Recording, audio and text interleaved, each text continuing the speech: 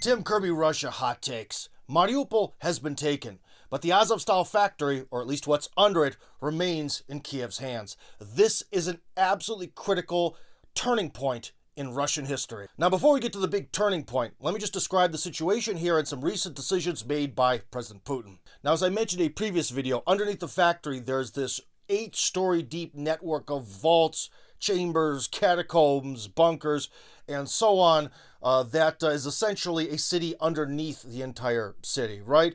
So now the thing is that the Ukrainian forces, and perhaps a lot of innocent people, remember, they just actually, the Russians were able to, with the Chechens' help, pull out 120 innocent civilians from within this factory, okay? Why exactly those civilians were there, how they were brought in, I can't tell you, but my speculative gut instincts say they were probably being used as human shields. So there's probably more civilians down there, a lot of very hungry neo-Nazis, and the question is what to do about it. Obviously, the simple answer would be to just blow it up, and that was option number one presented to President Putin. But he didn't go with that because, again, we don't know who's down there. There could be a lot of innocent people, and there's probably a lot of evidence of the crimes of the Kiev regime, and some real ugly stuff if the rumors are true. Option number two is to just go in and storm it. But that means that Russia would lose a lot of men to essentially win a battle that's already over.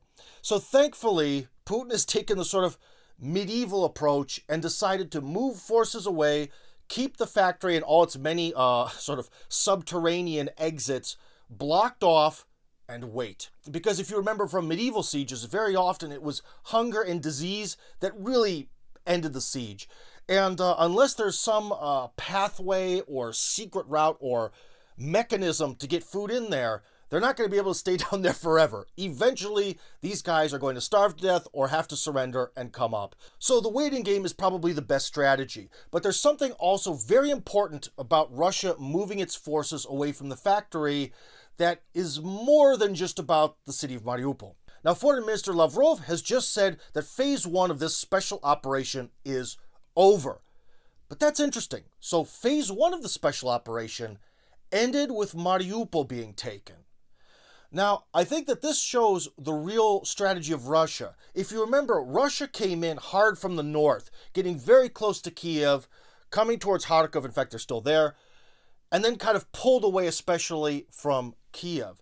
I think that what they were trying to do was to try to sort of go with a very generic standard plan of, well, if we take over the capital city, their government falls and the whole nation falls and we can knock them down with one clean swipe, which wouldn't have worked. But I think they were able to really convince Kiev, the entirety of Russia itself, the West, that their goal was to really eventually, get into Kiev and fight it and take it over, which sort of freed them and gave them the movement to actually go to Mariupol. And it just shows and proves that unless the Russians are sort of just saying, well, we took Mariupol and now it's phase two because who cares? We don't have a plan and we're lying.